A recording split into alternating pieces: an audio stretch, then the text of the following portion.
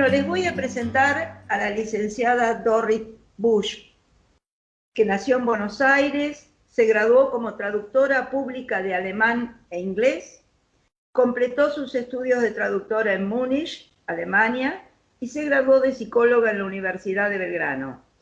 Continuó luego sus estudios en psicoanálisis en el Centro de Investigación en Psicoanálisis y Medicina Psicosomática, CIMP, y completó sus estudios en la Escuela de Posgrado del Instituto de Psicoanálisis Metahistórico Sigmund Freud, del Centro de Consulta Médica Weizsäcker. Es miembro asociado de la Fundación Luis Quiosa, dedicada al estudio psicosomático del enfermo orgánico, de la Asociación Victor von Weizsäcker en Alemania y de la International Neuropsychoanalysis Society en Londres. Actualmente se dedica a la docencia, a la investigación y atiende pacientes en su consultorio privado.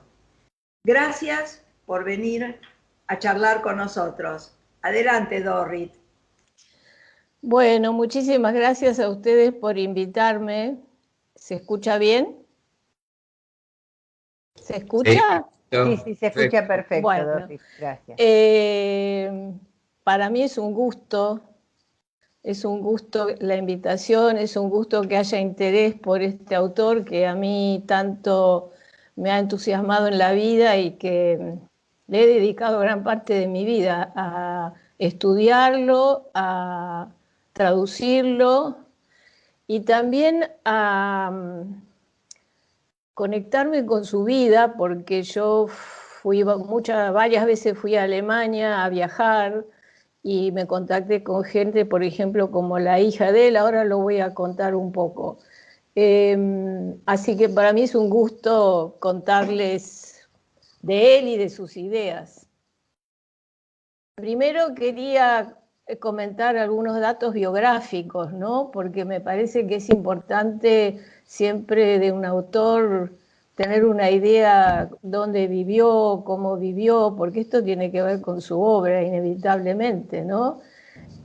Nosotros pensamos que es uno de los fundadores de la medicina psicosomática tal como la entendemos desde las ideas del doctor Luis Quiosa, y que trabajó tanto en la comprensión de la comprensión psicoanalítica de la enfermedad orgánica. Él ha sido muy poco valorado y considerado en su país, pero para nosotros en la Fundación fue tan importante que una parte de la institución lleva su nombre, que es el Centro Weizsäcker de Consulta Médica, donde se hacen los estudios patobiográficos. Yo recuerdo me conecté con su obra, ¿cuándo habrá sido? Hace muchos años, cuando participé en un seminario donde el doctor Quiosa leía un libro de él que era El hombre enfermo, y como yo sabía alemán, me conseguí el original y cada vez que había una duda yo podía consultar en el original. Bueno, ahí me fui contactando. En esa época, como yo tenía abuela y tías en Alemania y yo viajaba, iba a la librería y preguntaba por algún libro de él, y entonces venían y me sacaban un libro de Carlos Federico, que ahora en un ratito se los que era Premio Nobel de Física. Y digo, no quiero un libro de Carlos Federico, quiero un libro de Victor von Weizsäcker.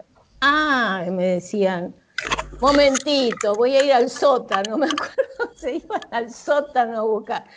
Bueno, después en 1886, que también en un ratito les voy a contar, se empezó a editar su obra completa, que ahora es un poco más fácil de acceder a sus libros, pero evidentemente en Alemania y en el mundo científico no es muy conocido, muy a nuestro pesar.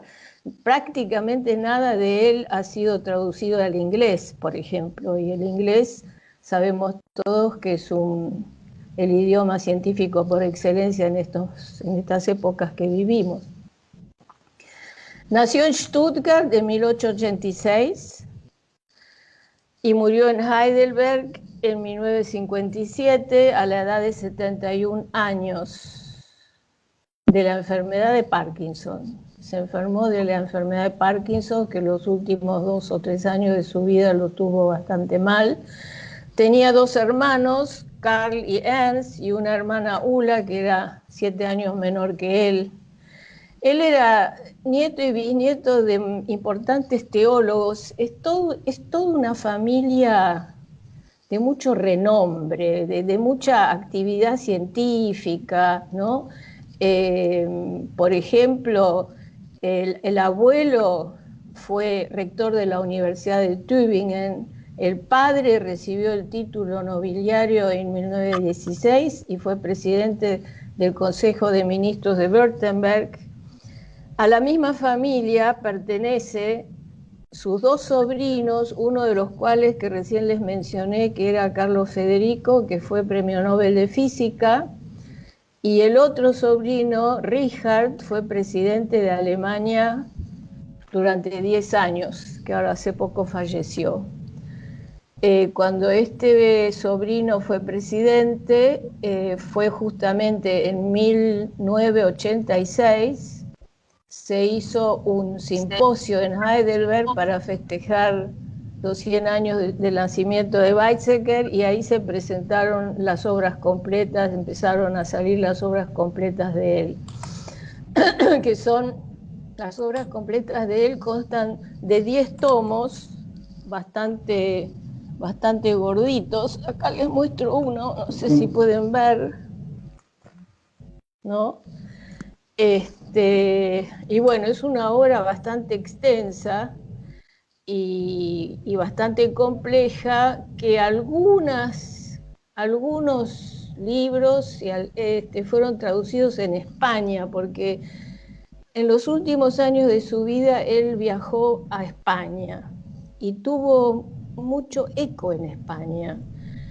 A veces nos hemos preguntado por qué, y pensamos que tal vez porque él tenía una profunda concepción religiosa, pero no en un sentido superficial y banal, sino, vieron que les dije que viene de una familia que estaba estudiando teología y que como que estaba muy empapado de estos pensamientos, y tal vez por eso en España tuvo más eco.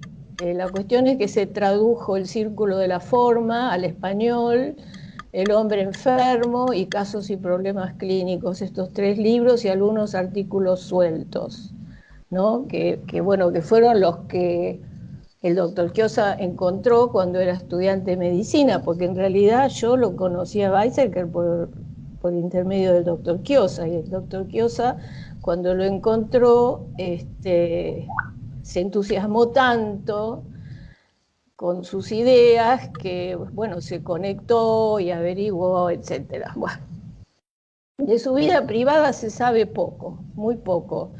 Él dice que su vida fue muy sencilla. Yo creo que no es así, que fue una vida con muchísimas cosas, empezando porque atravesó las 2 guerras mundiales, que ahora voy a contar también 2 palabras de eso. Se casó con Olimpia y tuvo 4 hijos. Uy, ahora hay un eco. Estoy escuchando un eco, no sé si se puede sacar ese eco. 2 varones y 2 mujeres. 3 de los 4 hijos murieron en la Segunda Guerra. Una cosa muy terrible, ¿no? Los 2 varones en la guerra, uno estuvo desaparecido en Rusia, el otro se metió en la guerra cuando ya estaba terminando y lo mataron ahí nomás, y la hija se suicidó, se tiró del domo de Frankfurt, porque al novio también lo habían matado en la guerra. O sea, la única superviviente fue Cora, que yo conocí personalmente, que era una mujer muy particular, muy agradable, pero siempre tuvimos la sensación de que de las ideas del padre no entendía mucho. Estuvo acá en Buenos Aires, nos vino a visitar, vivió en mi casa, la conocía. Ella falleció hace unos años. Y también conocí a uno de los nietos de Weizsäcker. Pero en general no. Ahora hay una sociedad en Alemania, que es la Sociedad de Weizsäcker, que está dedicada a difundir y perseverar su obra y con la cual yo tengo contacto también. Ellos me habían invitado este año para hacer una ponencia porque hacen una jornada todos los años, pero por obvias razones de cuarentena y de pandemia no pude viajar, así que no sé qué pasará. Fue médico durante la Primera Guerra en Francia y en Polonia y prisionero de guerra de los americanos y de los franceses. Imagínense hacer una obra de 10 tomos, escritos a mano porque no había computadora o a máquina de escribir común y silvestre, habiendo pasado como siendo médico de frontera, porque él estaba en la frontera como médico, siendo prisionero de guerra. La verdad que de una capacidad muy particular. A mí me asombra realmente, ¿no? Por ejemplo, yo contaba, el año pasado yo tengo 3 libros publicados con mis traducciones que están en mi página. Paso el chivo, www.porquenosenfermamos.com.ar, están los 3 libros, y lo pueden leer y sacar los párrafos que quieran, está disponible al público, ¿no? Bueno, como les decía, cuando hice la presentación el año pasado en APA de los 3 libros, yo contaba que el doctor Chiosa me había pedido que yo le pida a Cora el original, una fotocopia del original escrito a mano, para ponerlo en una vidriera. Y me contestaron de que no se podía sacar fotocopia porque en esa época no había papel y que él escribía sobre cualquier papel de cualquier color que había dando vuelta. Entonces, fíjense, realmente es muy conmovedor, ¿no? Y bueno, ahora les voy a leer un parrafito que él escribe que me parece muy conmovedor, donde dice lo siguiente: la lucha material de la guerra de trincheras, la muerte de los amigos y las catástrofes de la derrota y del Tratado de Paz de Versailles nos habían mostrado la fuerza primordial de poderes y de posibilidades que no se podían dominar ni comprender por medio de la conciencia, que había sido educada a través de los métodos normales y tradicionales. La destrucción de la seguridad burguesa y lo aventurero de los destinos, la dependencia brutal de las cuestiones del estómago y del bolsillo, destruyeron el transcurso de la continuidad espiritual y crearon la libertad para mezclar y ordenar nuevamente, de acuerdo a experiencias y vivencias personales, la razón y el sentimiento, lo consciente y lo inconsciente, alma y cuerpo. Esto lo escribe terminada la Primera Guerra. Él dice que en esa época fue una época muy fructífera porque estaban en democracia, y ahí escribió muchos artículos muy interesantes alrededor de 1920, 1922, 24. Hay otro parrafito que les quiero leer que dice así: el ejercicio de la medicina bajo las condiciones con las que se encuentra el médico junto a las tropas y en los hospitales del ejército nos muestra con claridad qué es lo imprescindible para la vida y qué no lo es. Se aprendió que también se puede tratar la apendicitis con métodos conservativos. Se vio que solo la mitad de la terapia consistía en operación, medicamentos y dietas, y que sin embargo la otra mitad consistía en la obtención de transporte, lecho, calor y alimentación. Son párrafos que yo, en realidad, cuando uno lo lee a Weizsäcker, todas las páginas tienen párrafos que a uno le interesan, le conmueven. No es una lectura fácil y muchas veces lo critican por ser un poco críptico, y bueno, pero hay que pasar un poco por arriba de las de las cuestiones que uno no entiende del todo y siempre son muy interesantes, muy jugoso. Bueno, qué lástima que no pude poner porque puse unas fotos de él para que ustedes vean. Junto con la formación en medicina, Weizsäcker tuvo desde siempre un profundo interés por la filosofía, al punto de que estuvo varias veces dudando si seguir por el lado de la filosofía o por el lado de la medicina. Ahora mismo estoy traduciendo. Empecé a traducir un libro de él que se llama Naturaleza y Espíritu y donde cuenta los primeros capítulos todo su contacto con, estudió Kant, Hegel, Windelband, ¿no? Y él dice que tenía una especie de doble vida como filósofo y como médico. Y bueno, y él dice que quería ahí está todo el fundamento para lo que él después escribió sobre el círculo de la forma y la antropología médica, pero él quería hacer una medicina novedosa y decía que se trataba de un sueño que había terminado antes de que se lo pudiese empezar a soñar, ¿no? Y bueno, y durante muchos años tuvo una gran tentación de seguir, pero después dijo que optó por la medicina porque necesitaba trabajar en algo que le pudiera dar un sustento para mantener a su familia y demás, ¿no? Bueno, ya de estudiante él estaba convencido de que había que replantear el mecanicismo en la biología y en la medicina, ¿no? Y que eso no se obtiene con una pequeña modificación, sino con un cambio radical en la misma investigación de la naturaleza y una reformulación de los conceptos científicos básicos.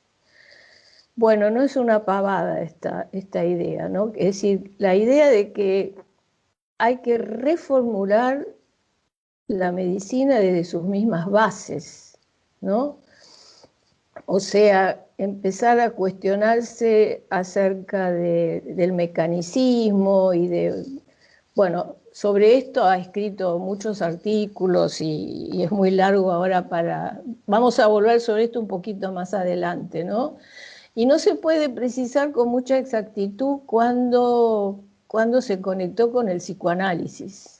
Pero se conectó con el psicoanálisis, además tenía una cultura, porque cuando yo lo traduzco habla lo cita Goethe, lo cita Aristóteles, a veces tengo que ir a buscar porque no sé cómo tengo que buscar las traducciones como fueron hechas, porque de Dorpe pone una cita del Fausto de Goethe y tampoco puedo poner yo lo que se me parece a mí, tengo que buscar la traducción oficial, ¿no? Entonces se cree que fue más o menos en 1910 cuando se conectó con la obra de Freud y en 1926 lo visitó a Freud. Él tuvo una larga correspondencia con él que se perdió toda en la guerra, menos una carta que está publicada y que está traducida. Ese encuentro que está en este libro que ahora empecé a traducir y que se llama Naturaleza y Espíritu es relatado y es muy conmovedor, porque él ahí relata toda su experiencia en encontrarse con Freud y le agradece por haberle devuelto el interés por la medicina y por la profesión de médico. Y él cuenta ahí que Freud no le daba mucha importancia al hecho de que él mismo nunca se había psicoanalizado. Y dijo, para muchas personas, dijo, ya es de utilidad el trato con personas. Escucho mucho ruido por ahí. Para muchas personas... Por favor, le ruego a los que se unieron que apaguen los micrófonos para que no se oiga ruido de fondo. Gracias. Bueno, vuelvo. Cuando él cuenta de su relato con Freud, dice que le dijo yo nunca me psicoanalicé y que Freud le dijo, no le dio mucha importancia al hecho de que nunca se hubiera psicoanalizado y dijo que para muchas personas ya es de utilidad el trato con personas importantes. Así está escrito allí. Les cuento a ver, lo que yo recuerdo que cuando finalizó el encuentro con Freud, dice que ya parados ahí por saludarse, Weizsäcker dice, no pude evitar decirle a él, qué casualidad que justo nos vemos el día de Todos los Santos. Y que Freud le dice, ¿cómo? ¿Qué tiene que ver? Bueno, le dijo Weizsäcker, yo soy un poco místico a veces. Y que Freud le dijo, pero eso es horrible, qué horrible o algo así, ¿no? Y Weizsäcker le dice, bueno, el tema es que creo en algo que está más allá. Y que ahí Freud le contestó, en eso yo estoy mucho más avanzado que usted. Y que en ese momento él cuenta que se produjo como un contacto entre los dos y se dieron la mano y bueno, que yo, muy conmovedor. Ya cuando lo tenga traducido lo van a poder leer. Pasa que da tanto trabajo, ¿no? Bueno, ahí, entonces se desata la Segunda Guerra Mundial. A él se le niega una cátedra para la cual se había postulado en Heidelberg y lo mandan a Breslau, que yo estuve queriendo poner un mapa en la pantalla, pero bueno, no pude, porque Breslau es lo que hoy es Polonia, ¿no? Se tuvo que ir hasta allá, ¿no? Estalla la Segunda Guerra, él tiene que abandonar ese lugar, pierde todo lo que tenía, inclusive su biblioteca. Tarda como 3 meses en ir desde esa ciudad otra vez llegar hasta Heidelberg. Participa en Dresden del terrible bombardeo, etcétera, etcétera. Les cuento todo esto porque tienen que ver, ¿no? En las cosas que él pensaba con las cosas que él vivía, pienso yo. Y bueno, su vasta obra está publicada, como ya les dije, en 10 volúmenes, y su última obra, La Patosofía, que yo traduje al español a lo largo de muchos años, porque el doctor Chiosa me lo había pedido tanto, fue escrito terminada esa obra cuando él ya estaba enfermo y él la corregía leyéndoselo a su hija Cora, y ya no fue ni autorizado ni revisado por él porque ella estaba muy enfermo. Este libro es un libro difícil, contiene toda la síntesis de su pensamiento. Yo lo fui traduciendo a lo largo de muchos años, como les digo, a pedido del encarecido pedido del doctor Luis Chiosa. Y lo que hice es armar un grupo de estudio y mientras el grupo se reunía yo iba traduciendo, que ese era el motivo de la traducción. Si después tenemos tiempo les cuento una anécdota divertida de cuando terminé esa traducción. Bueno, para finalizar les voy a leer, en 1986, como les digo, se hizo un simposio en Heidelberg donde el doctor Chiosa y yo estuvimos invitados para festejar los 100 años de su nacimiento y presentaron ahí las obras. Ahí estuvo Carlos Federico, estuvo Laine Entralgo, fue una reunión de gente muy importante y se editó un librito del cual yo saqué algunas de estas fotos que había puesto en el resumen que les quería presentar y que Ana se los va a mandar, espero que se los mande. Y ahí hay unas palabras del doctor Peta Hahn, que fue uno de los que compilaron, que también se los quiero leer como él las puso. Y pone, ¿qué habrá significado para él el rechazo de su postulación para reemplazar a Creel en la cátedra? El hecho de que le dieran preferencia por motivos políticos a uno de sus colaboradores más íntimos, alumno de él y 10 años menor. Las circunstancias que se vincularon con su traslado a Breslau, el retiro y la huida desde Breslau, la experiencia de los bombardeos a Dresden y finalmente la pérdida de ambos hijos en la guerra y de la hija después de la guerra. Retomar su obra ante un público de posguerra, la evolución de sus anteriores colaboradores. Solamente podemos inferir indirectamente sin poder ponerlo en palabras? ¿Qué importancia habrán tenido al final de su vida todas estas circunstancias mientras padecía su prolongada y grave enfermedad? Bueno, hasta ahí. No sé si quieren hacerme alguna pregunta sobre lo que les conté de la biografía. Si no, sigo ahora contándoles algunos conceptos básicos de la antropología médica. ¿Qué es en realidad antropología médica? Antropología médica es, él dice, una teoría general del hombre enfermo. Teoría general del hombre enfermo que abarque lo político, lo social, lo religioso, lo económico, porque dice que todos esos ámbitos obviamente tienen que ver con la enfermedad, que duda cabe hoy en día. Fíjense cómo se mete la política en el tema de la salud, ¿no? Entonces, antropología médica sería lo que abarca todo esto. Y medicina antropológica es estudiar el hombre enfermo desde la medicina, que él dice que es lo que va a hacer él. O sea, es una parte de la antropología médica. En realidad, la palabra antropología no le gustaba mucho. Dice que antropo hace pensar que solo se enferma el hombre y no es así. También se enferman los animales. Y logía alude a logos, a lógica, que tampoco después van a ver cuando les cuento de cómo él habla de la antilógica.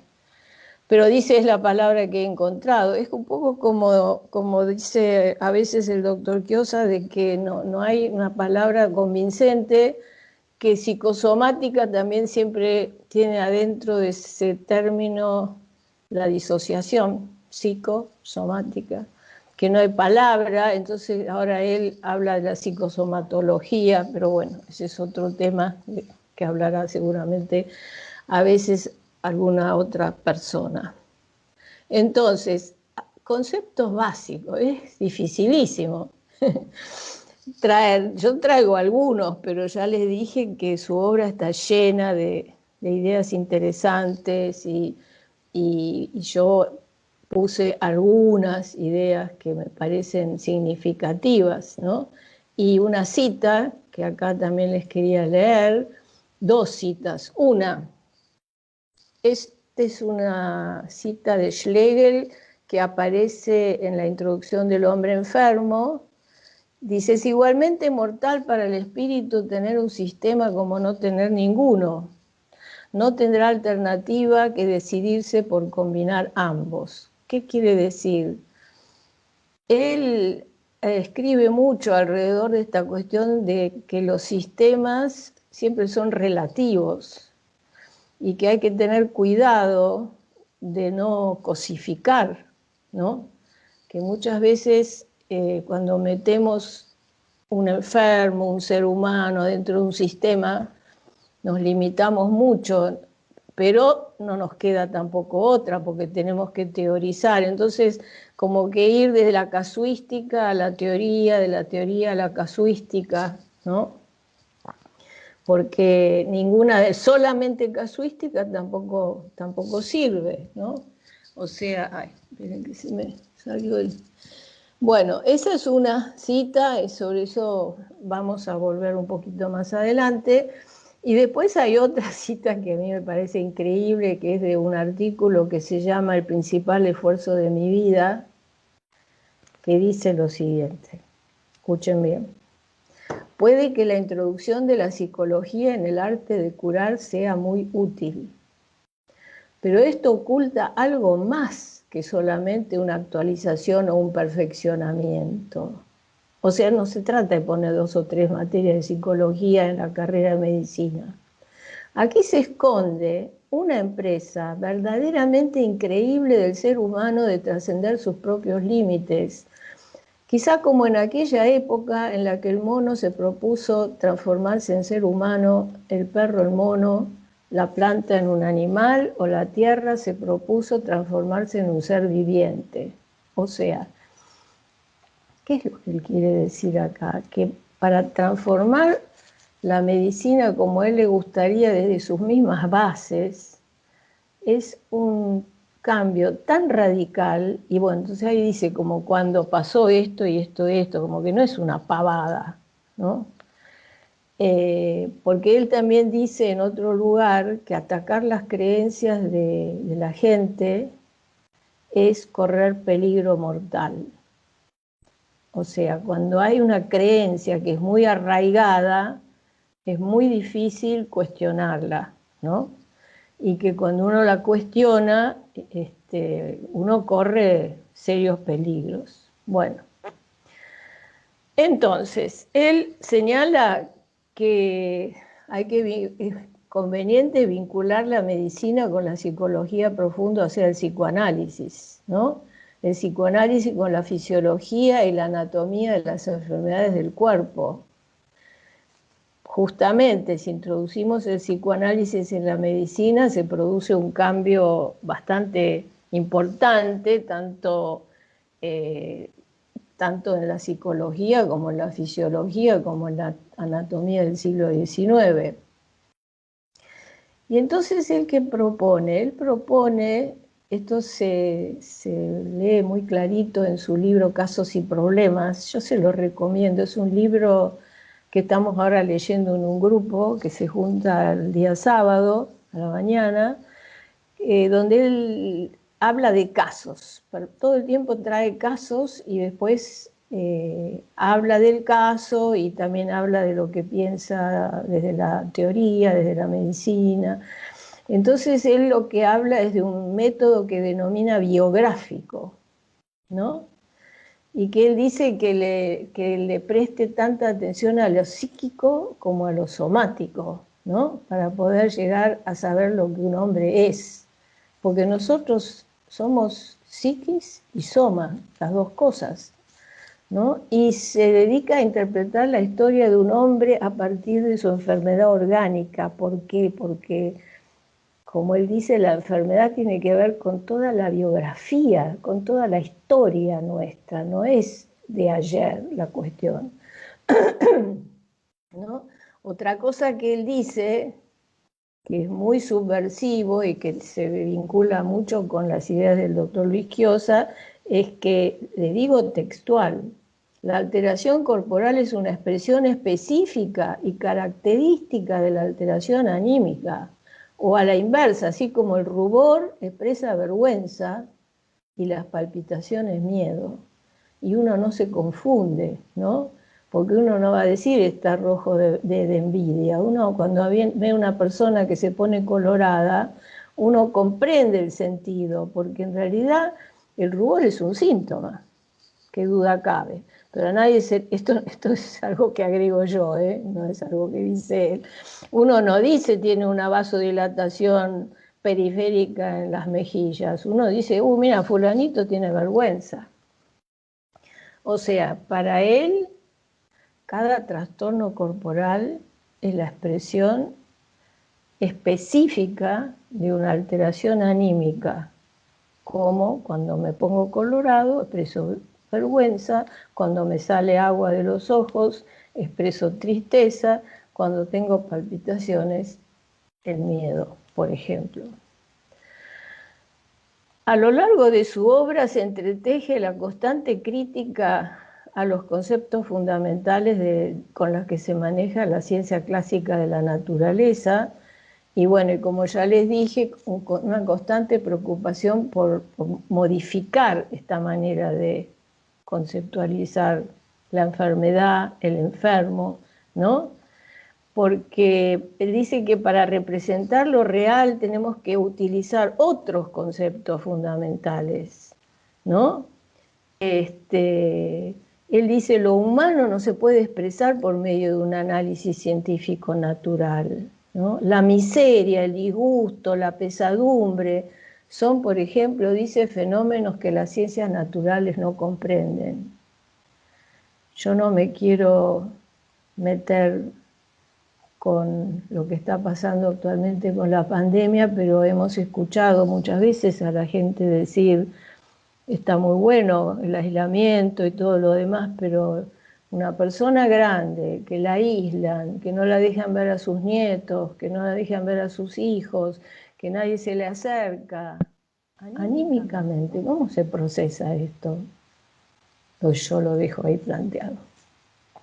Entonces él dice que el hombre vive atravesando el tiempo, el espacio, la energía y la fuerza, ¿no? Pero que esto no lo limita, que no constituye enteramente. Ven que también cómo se mete la filosofía en todo esto, ¿no? Entonces dice que la realidad de un hombre es un constante intercambio entre el yo y su entorno, su mundo, ¿no? Y siempre estamos viviendo en trato con, y que no somos yo no soy la misma persona con ustedes, que soy con mis nietos, que soy con mis hijos o que soy con mi empleada, ¿no? Y que entonces él dice que esto lo compara como cuando uno construye una casita con naipes y la casita siempre se cae y siempre hay que hacerla de vuelta, o sea, las realidades no son fijas, no son firmes, no son siempre la misma. Yo no soy siempre la misma.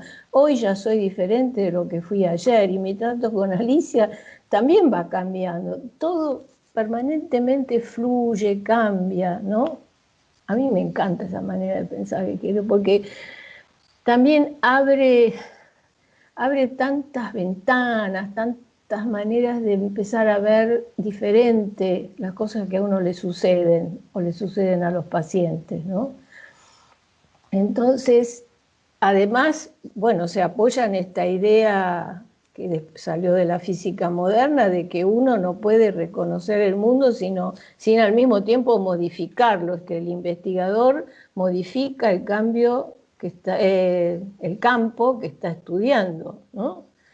Entonces, vuelvo sobre esto de que cambiar los conceptos fundamentales de la ciencia es realmente una tarea muy dura, muy difícil, y que dice, hay peligro de muerte en atacar un ritual o una ceremonia.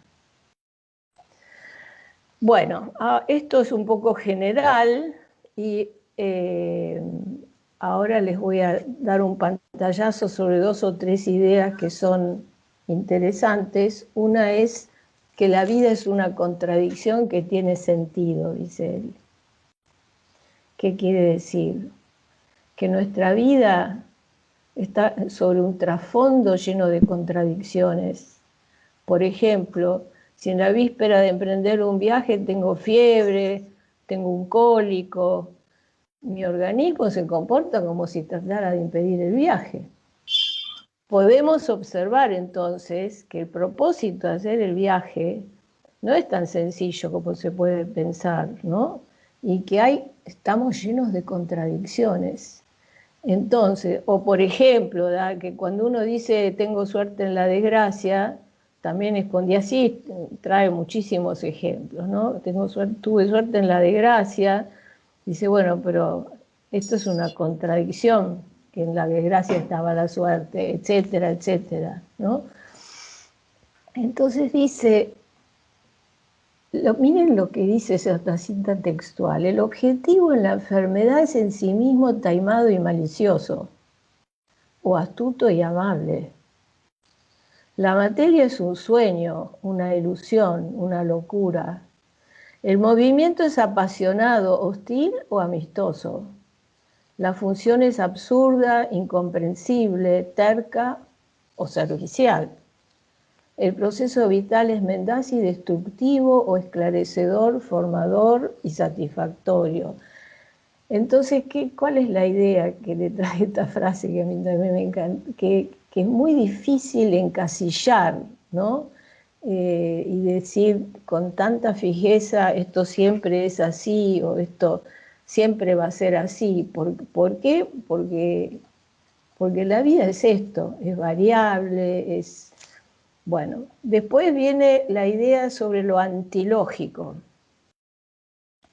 Él dice que la realidad en sí misma no es lógica, ¿no? Y que la comprensión de la realidad no se agota con el pensamiento lógico y racional. Él en un artículo dice así, escribe textual: llamo antilógica a la libertad gozosa de la vida de emplear la razón solamente hasta donde resulta razonable, tirando el resto por la ventana. Llamo antilógica al agradable don de llegar más rápidamente a la meta por un rodeo lleno de atractivos que por el rectilíneo camino militar de la lógica. Dice, por ejemplo, que uno puede pensar de manera lógica y estar al mismo tiempo equivocado, sin embargo, ¿no? Esto hasta en medicina muchas veces te dicen, cuando la cosa no funciona muy bien, te dice el médico, bueno, yo me acuerdo cuando mi madre estaba enferma y el médico me decía, bueno, pero en medicina 2 más 2 no es 4. Entonces, ¿qué pasa? Que uno puede pensar de manera lógica, ¿no? Y decir esto es así, así, así, y sin embargo equivocarse, porque también muchas cosas las resolvemos desde la intuición, desde la empatía, desde los sentimientos, y eso es muy difícil meterlo en el sistema de la lógica. Entonces la antilógica no es alógico, sino que él quiere decir que está fuera del pensamiento lógico, directamente está como por otro lugar, ¿no? Él dice, la experiencia muestra que existen cosas reales que no son lógicas, de que uno se enamore, por ejemplo, o de que uno le tenga, a veces le puede tener odio a un hijo, o a una madre, o a un padre. ¿Qué lógica tiene esto? Ninguna, ¿no? Porque lo real, dice, no es ni razonable, ¿no? La mentira, el error, la tontería, la muerte, todas estas cuestiones, dicen, no entran en el pensamiento lógico. Y que a veces, muchas veces, dice que pensar de manera lógica nos lleva a conclusiones falsas, engañosas, acerca de lo que queremos conocer, ¿no? Otra cosa que agrega es que la lógica también es una pasión. Esto también es interesante, ¿no? Porque basta con discutir con alguien lógicamente y todos se enardecen y dice, esto también es una pasión, ¿no? Y también nos cuenta o nos sostiene que hay como una hiperracionalización en este momento, que esto representa una enfermedad mortal y que el desorden y la confusión de las pulsiones y pasiones y de los actos motores que la acompañan constituyen cuestiones preocupantes. Mire, muchas de las cosas que él dice tienen una actualidad, pensar que lo ha dicho esto vaya a ser en 1950, 1940, 1920, y tiene una actualidad muy, muy grande, ¿no? Otra idea de él es la realización de lo imposible. Él dice 2 cosas acerca de lo imposible. Una es lo imposible es lo ya realizado. ¿Qué quiere decir? Que no podemos nunca hacer otra vez lo que ya hicimos, porque lo que ya hicimos es imposible de repetirlo tal cual. Y después también dice que la realidad en sí misma es la realización de lo imposible, porque es muy difícil prever, ¿no? O sea, está muy relacionado con la idea de la antilógica esto, porque lo posible es aquello que puedo determinar con mi pensamiento lógico. Antes de la pandemia, nosotros decíamos, este año va a ser así, así, en 2019 va a ser así, así, así, voy a hacer este y aquel viaje, voy a hacer esto y aquello, y miren todo lo que después pasó. Entonces todo es, esto él también lo llama vivir en la ilusión de seguridad. Vivir en la ilusión de seguridad, que es esto de que estoy seguro de que este año va a ser así y así, y después nos damos cuenta que todo va para otro lado. O sea que es un imposible prácticamente prever. Pero él dice después, ojo, porque después está la ilusión de inseguridad, que tampoco es que nada se puede saber y que también es cierto a veces que cuando nos queremos rascar la nariz encontramos la nariz y no encontramos la oreja, es decir, algo de seguridad funciona, pero muchas veces de una manera distinta de lo que pensábamos, ¿no? Entonces dice que la realidad en sí misma en el fondo es muy milagrosa, porque es muy difícil de planificar y de predecir, ¿no? Y bueno, y después otra frase muy interesante de él es que la vida no vivida es lo que nos impulsa hacia adelante. O sea, en realidad podríamos decir los deseos incumplidos, ¿no? Pero es lindo como lo dice, como dice con otras palabras que son más vivenciales. La vida no vivida. La vida no vivida es lo que nos impulsa y lo que también tiene que ver con nuestras enfermedades, evidentemente, qué duda cabe, ¿no? Bueno, ¿qué hora es? Vamos a ver la hora porque después otra idea de él es que la vida está oculta para sí misma. Todo lo que pertenece a la vida está bajo el signo de ocultamiento recíproco, dice. Otra manera de decir, gran parte de nuestra vida es inconsciente, podríamos decir, ¿no? Pero es una manera diferente de decir, está oculto, ¿no? Que también se vincula con la idea de sustitución. Un fenómeno sustituye a otro. Lo físico oculta lo anímico oculta lo físico, ¿no? Depende cómo miro la cara de la moneda, veo lo físico o veo lo psíquico. Siempre hay una cosa que oculta a otra. Entonces dice que cuando el hombre hace su enfermedad, entre comillas, no sabe en su conciencia cómo la hace, porque justamente está sujeto a la ley del ocultamiento ante sí mismo. Bueno, todas estas ideas después están ampliamente desarrolladas, por ejemplo, en El hombre enfermo o en otros artículos. Otra idea es que la curación es la sustitución de una forma de vida por otra forma de vida. Si nosotros queremos que el paciente se cure, ¿no? Queremos que... Él dice que nuestra medicina científico-natural opera con el criterio fuera con la enfermedad. Tengo un dolor de cabeza, fuera con el dolor de cabeza. Voy, tomo una aspirina, a veces me hace efecto, a veces no me hace efecto, a veces me hace mal a la panza, pero bueno, es todo un tema aparte. Él dice, no le digamos fuera con ella, digámosle sí, pero no así.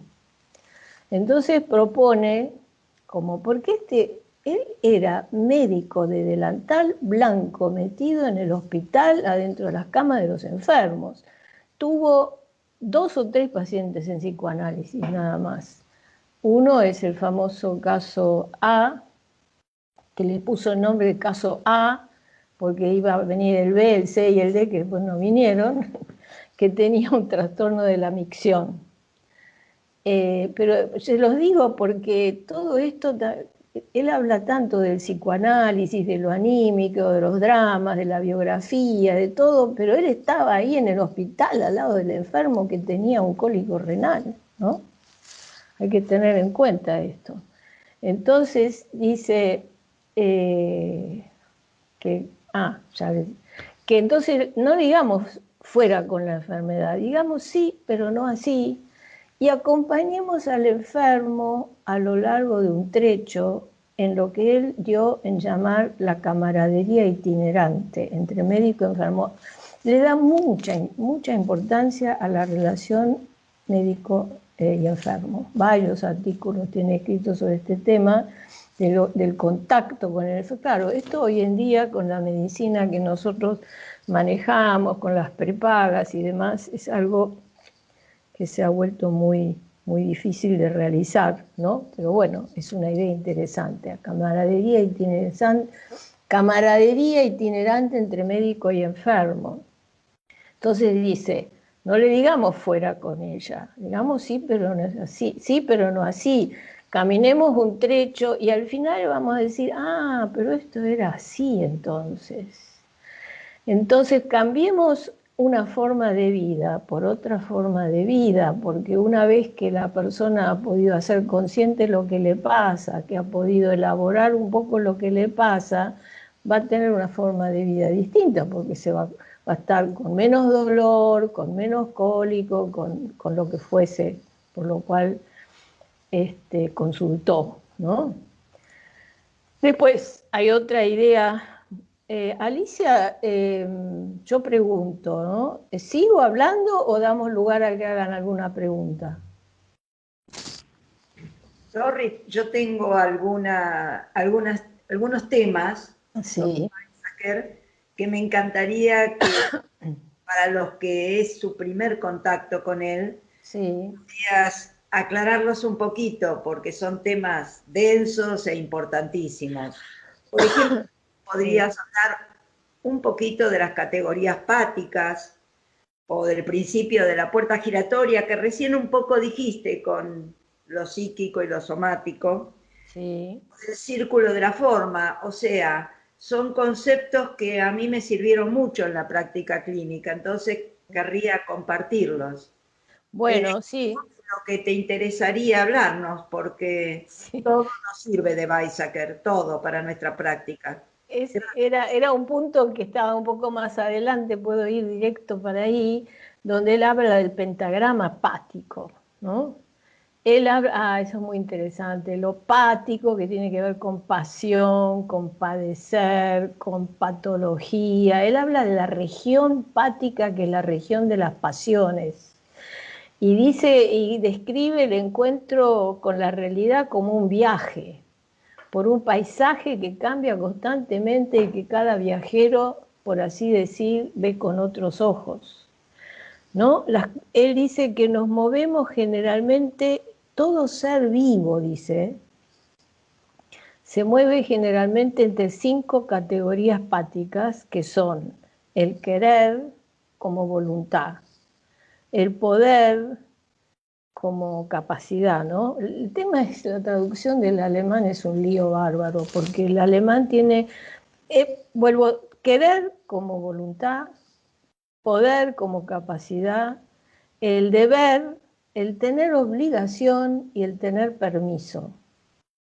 Vieron que en castellano tenemos que decir tener permiso, en alemán hay una sola palabra para eso, una palabra diferente.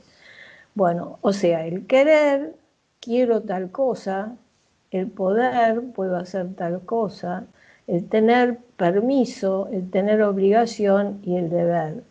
Él dice que él va a proponer estas 5 categorías, pero que si alguien quiere poner más, que ponga más. Que no, de hecho, el doctor Quiosa ahora las redujo a 3. Pero dice que y que estas categorías se entremezclan todo el tiempo, dice que son como las nubes, ¿no? Que cambian de golpe, porque yo quiero, pero no sé si puedo, o si tengo permiso, etc. Estos serían las 5 categorías páticas, ¿no?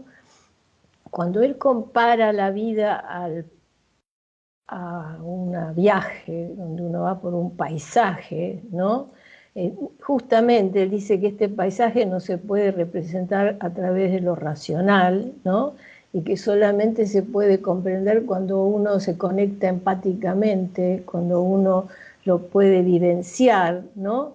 Él dice, no se puede estudiar un fenómeno que pertenece a la vida sin participar de la vida. O sea, me meto en un laboratorio, será muy útil, y miro por el microscopio, y esto también será muy útil y muy necesario muchas veces, pero después volvamos a la vida, ¿no? Porque la vida no es eso. Y que mientras viajamos, dice, tenemos que abrir bien los ojos y estar atentos. Y él le pone mucho acento también a no volverse rígido, ¿no?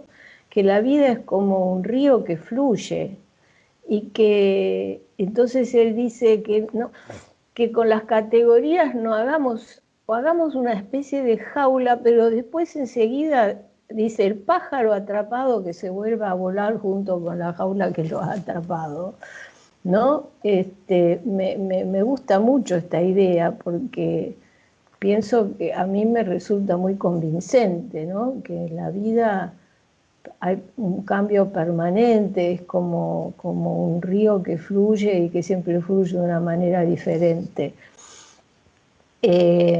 Las categorías páticas reflejan aquello que no es, dice él. Que estoy siempre, todo ser que vive está yendo hacia algo, buscando algo que no es, algo que padecemos, no lo que somos. Él lo contrapone a otra categoría, que es la categoría óntica. Lo pático se contrapone a lo óntico. Lo óntico es lo que es, aquello que es. Y son dos categorías que se complementan, dice él, y que se ocultan recíprocamente a la conciencia, ¿no? Como yo les dije hace un rato, que la vida se oculta de sí mismo, porque yo puedo decir, bueno, esto es un cólico renal, pero después también puedo entender páticamente qué es lo que le sucede a esta persona, y entonces ya me salgo de lo óntico y entro en lo pático, y puedo ir y venir de una categoría a otra, porque él dice el ser humano es y al mismo tiempo no es, porque está permanentemente cambiando. No sé si después dice que en la región pática todo tiene un doble sentido, todo es ambiguo, es equívoco, detrás de cada fenómeno se oculta algo diferente. Piensen que él lo aplica esto a la medicina. Ante todo debemos aprender que los hechos pueden ocultar lo contrario, que la estructura de los sentimientos es ambivalente y que el acontecimiento vital progresa antitéticamente. Él dice que, o compara la vida a un río que fluye, ¿m? Y que se puede, esto también no sé si fue Heráclito, no sé cuál, los filósofos lo han dicho esto seguramente muchas veces, que comparan la vida a un río que fluye y que uno puede de vez en cuando marcar una catarata, una sinuosidad, etc. Pero dice que no es dado concebir lo que discurre como una forma constante y proceder respecto a ello como si por algún tiempo estuviera coagulado. De ese modo se origina una imagen estática, que las disciplinas llamamos sistema. Miren lo que mismo está pasando ahora, ¿no? Primero era un virus, ahora son varios virus, ahora está así, ahora ahora se vacunan, después pasa otra cosa, ¿no? Como que es un cambio permanente, entonces él recomienda esto, de no entrar en una cuestión demasiado rígida, ¿sí? No sé si te contesté un poco lo que querés saber algo más de lo pático, Ana, a ver. No, era para que lo compartiéramos porque realmente para la clínica es muy bueno, para la conflictiva, incluso que se arma a veces entre las distintas categorías, y eso lo vemos continuamente en sesión de un paciente, ¿no? Sí. Quiere, pero no puede, y a veces no tiene permiso, hablando de su super yo, Sí. O sea, no, suficiente. Sí, muchas de las cosas que él dice sirven mucho para la clínica, porque como él habla mucho desde lo vivencial, ¿no? Y cuando se habla de lo vivencial, entonces nos acercamos, porque él lo que propone es que nos acerquemos al paciente, ¿no? Que caminemos un trecho con él, que es más en realidad lo que hacemos los psicoanalistas cuando psicoanalizamos. Pero hoy en día en la clínica, ¿quién no ha tenido la experiencia de ir a un médico que te ve a lo sumo 10 minutos y que después te indica una serie de estudios y que el contacto espiritual es sumamente escaso, ¿no? Hay una cosa muy interesante, a ver si la encuentro acá, donde dice que lo espiritual es que si alguien que él prefiere a la operación, hace toda una escala, ¿no? Como que si puedo curar con psicoterapia, mejor, pero si hace falta un medicamento, bueno, primero pruebo de una manera, después el medicamento, último, la cirugía, ¿no? Como diciendo, tratemos de comprender lo que le pasa al sujeto, ¿no? Otra idea muy importante, interesante y tal vez un poco subversiva es cuando él habla de la solidaridad de la muerte.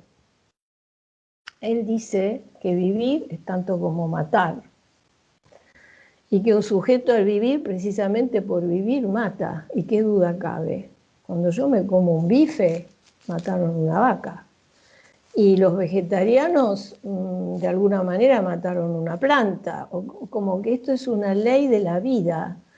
Es como que, y que le dices, le habla, lo denomina solidaridad porque estamos todos en ese baile, no hay nadie que no esté en ese baile de que vivir es tanto como matar, ¿no? Y que todo ser que come debe matar para vivir, ¿no?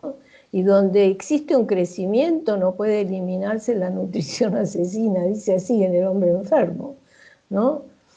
Y que yo lo veo en mi jardín, a veces una planta crece y mata a la planta que está al lado, la liquida, porque se desarrolla y bueno, entonces hace un capítulo largo que a uno a veces le produce una cierta sensación de como que esto, ¿no? Es subversivo lo que dice, pero es una realidad inexorable, dice él. Y después habla también de la reciprocidad de la vida. ¿Qué es la reciprocidad de la vida? La reciprocidad de la vida es que todo lo que vive está en contacto recíproco, dice él. O sea, nosotros acá en esta reunión estamos en contacto recíproco. Yo les cuento, ustedes escuchan, después ustedes tal vez me preguntan a mí y yo escucho y todo lo que vive se caracteriza por esta condición de reciprocidad, ¿no? Y que se vincula estrechamente con el concepto de trato y de encuentro, porque yo trato con ustedes y ojalá pueda producir un encuentro. Pero igual los encuentros a veces son agradables y a veces son desagradables.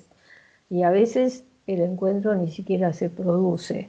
Pero bueno, así, ¿no? Y después dice que ahí es donde aparece la simetría, la diferencia, la manera en que se combinan los seres vivientes en su desigualdad, porque dice que somos en cierta medida iguales, otra vez estamos con la contradicción, pero en realidad somos todos desiguales. Entonces él dice, por ejemplo, que cuando un ser viviente trata con otro ser viviente, se dará cuenta que ambos nunca serán completamente idénticos, ni podrán entenderse por completo, ¿no? Pueden esforzarse en hacerse lo más parecido posible, mirando en la misma dirección, pero uno mira de un lado y el otro mira de acá, y entonces ya estamos en una distancia un poco diferente y vemos, ¿no? Que somos desiguales, no somos todos iguales y pensamos de la misma manera. Y no con cada persona se establece un trato igual al que yo hago con la otra persona. Esto él lo llama la reciprocidad de la vida.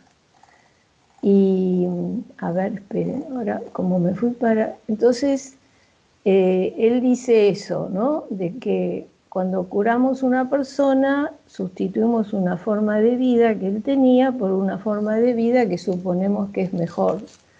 Bueno, en realidad hasta acá es lo que yo quería. Si quieren hacerme otra pregunta, estoy acá para contestar. Ninguna pregunta. Ay, ¿ahora dónde se me fue el...?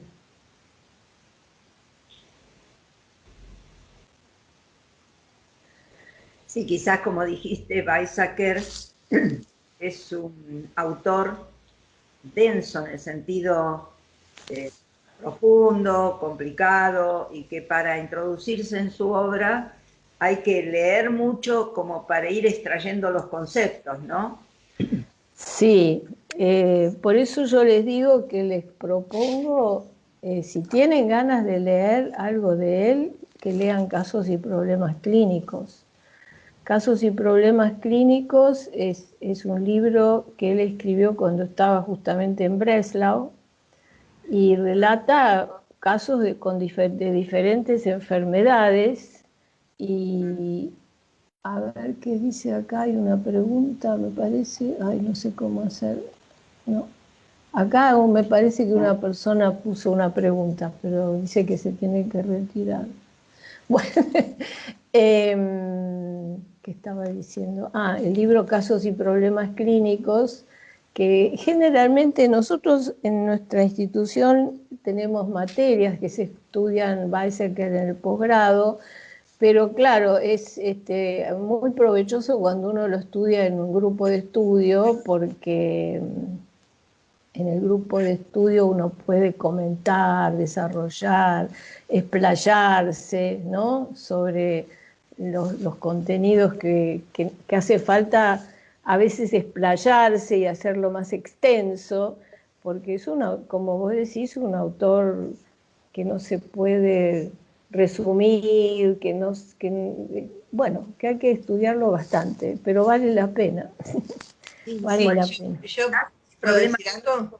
es Sí. una buena puerta de entrada. Yo no recomendaría comenzar por la patosofía. Ah, no. No, no. ¿Tenés la palabra? Gracias. Bueno, muchas gracias, Dorrit, primero por aceptar la invitación y además por traernos conceptos tan interesantes y tan... Yo me quedé en esto que vos decías de ir en contra del consenso, ¿no? De las Sí, creencias. Y algo de esto hay con este autor. sí, Tenemos que romper muchas creencias, tenemos que romper muchas ideas que tenemos acerca de una mirada o una imagen simple de las cosas, ¿no? Como dice sí, Kiosa, que hoy en día tenemos, la carencia nuestra es que buscamos respuestas simples a temas complejos. Y así con es. todo lo que vos decís que él hizo, transitó, y con todos estos conceptos, yo me lo imagino al borde de una cama con un paciente, la mirada de él es diametralmente opuesta, Mm, totalmente distante de lo que se mira hoy, como decías vos, que uno llega a 10 minutos. Entonces, mm, todo lo que se pierde, todo, yo pensaba en que para poder pensar en todo esto, yo me acuerdo que una vez en el seminario que yo había hecho, que vos dabas, Weizsäcker, se habló de que para poder concebir la medicina como él la planteaba, hasta había que cambiar las leyes en el derecho laboral, porque él decía, si uno forma parte de la gestación de la enfermedad, si uno es de alguna forma el autor de esta situación, cuando uno se enferma, ¿hay que pagarle el día o hay que descontárselo? Entonces ya plantea, en esa simple pregunta, hace un montón de crisis adentro nuestro, entre nuestros valores, nuestras concepciones, nuestra ética, y es lo que a veces encontramos hoy como analistas, por lo menos yo, cuando tenemos que trabajar con pacientes, donde vamos luchando contra una cantidad de ideas que están consensuadas y que son erróneas, y que ir en contra de eso es como ponerse en la vereda de enfrente, y que dificulta justamente, yo creo, la lectura de Weizsäcker, que alivia al alma, pero que después cuando la tenemos que poner en práctica se nos genera el conflicto, porque claro. nosotros adherimos emocionalmente a todo lo que él dice porque nos parece realmente que es así, pero después llevarlo a la práctica es esto que vos decías, puedo, quiero, debo, tengo permiso. Estamos en Sí. en un baile entre estas cinco, en este pentagrama, donde no es tan sencillo, y a veces nos paramos en un lugar y después nos damos cuenta que no, entonces vamos al otro. Y a mí te agradezco porque nos ayuda a pensar de una manera que no es lineal, a sentirnos Claro, cómodos, ¿no? por más que sea difícil, Alicia, yo creo que algo siempre nos queda cuando estamos con un paciente. ¿Me escuchan? Sí. Sí.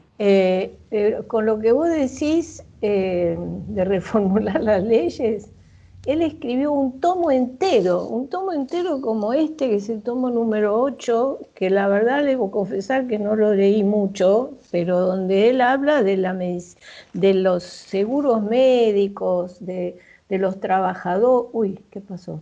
De los trabajadores, de que, por ejemplo, una de las ideas que me acuerdo es que hay que reconsiderar esta cuestión de que cuando una persona se lesiona le decimos, bueno, no te vas a trabajar, porque se puede encontrar otro trabajo que él pueda hacer, ¿no? Es como que empezar a pensar toda esta, ¿cómo se llama? Las leyes laborales, imagínate, estamos años luz, estamos de todo eso, pero que habría que pensarlas de otra manera, ¿no? Por eso cuando vos decías recién que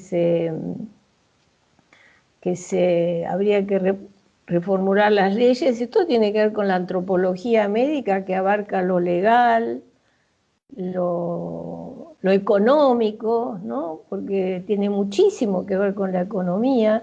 Y vos decís, es cierto que después decimos, uy, qué difícil que es, pero yo estoy segura de que nos queda esa manera de mirar, esa manera de observar, y entonces cuando trabajamos nos queda esto adentro, ¿no? No es que uno diga, no, esto ahora no lo puedo aplicar para nada.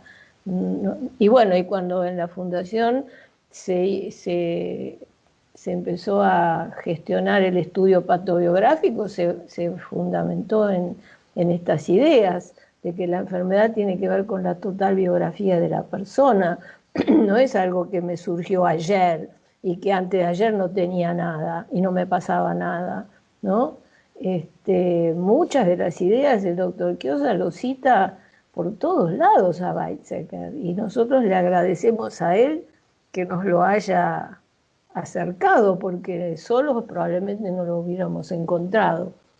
Y en Alemania, creo que desde 1990 existe esta sociedad que se juntaron para tratar de promover la obra de Weizsäcker, y todos los años hacen una jornada. Yo estuve ahí en el 2007, que me festejaron un montón por el tema de la traducción de la patosofía, porque ustedes saben que en Japón hay un grupo que estudia Weizsäcker y que están traduciendo Weizsäcker en Japón, y yo quise conectarme con este médico japonés, pero no me contestó.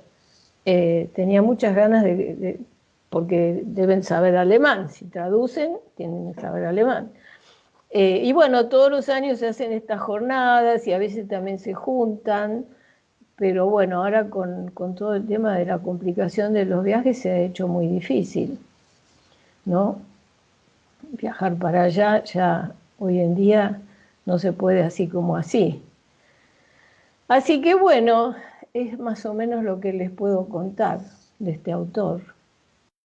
¿Alguna pregunta, alguna duda? Está todo clarísimo.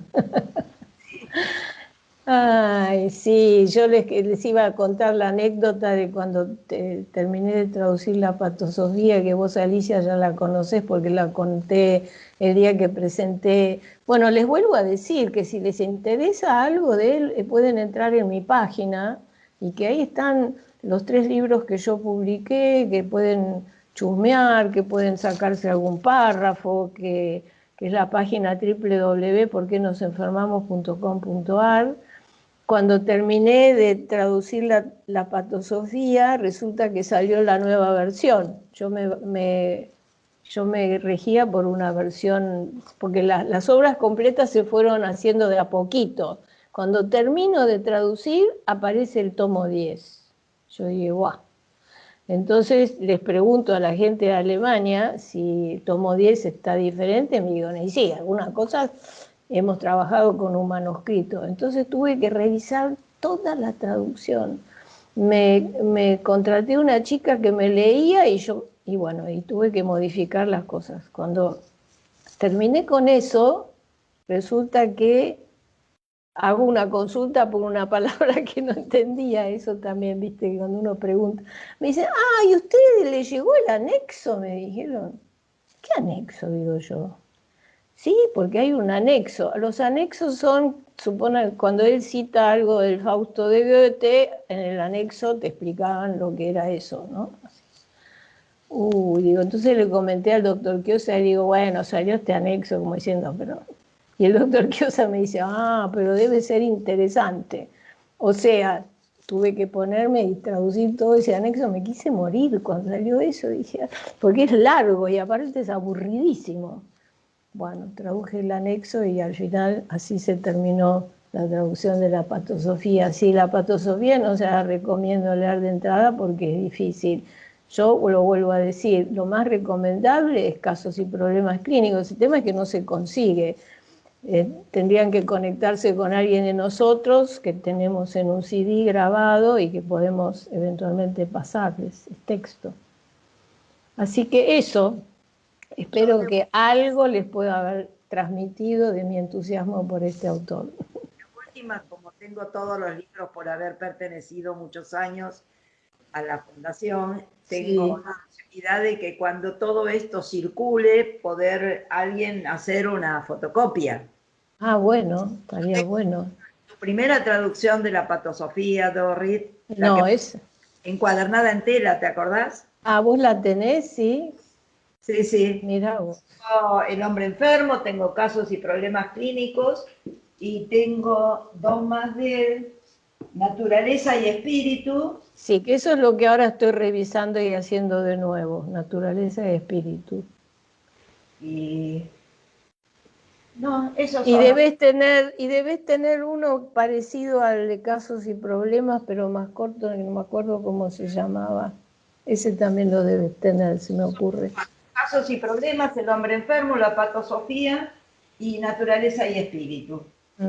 Y bueno, tenés un montón. ¿No?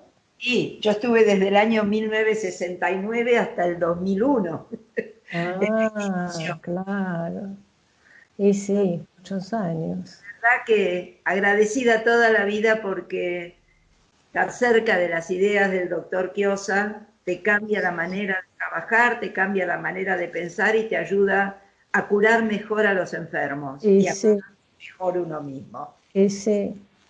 Y sí, y bueno, nosotros tuvimos el lujo de leer todo El hombre enfermo en aquel entonces, los seminarios de los jueves, Claro. y que él lo explicaba. Y después, cuando yo me contacté más, que fue que yo encontré el artículo La historia clínica, que ese también se lo recomiendo porque es lindo. Me gustó tanto ese artículo que me lo había regalado la Cora en un folletito chiquito, yo lo traduje y se lo presenté y se agarró un entusiasmo con ese artículo que también lo leímos a lo largo de todo un semestre en los seminarios de los jueves. Leíamos una parte, la charlábamos, la comentábamos.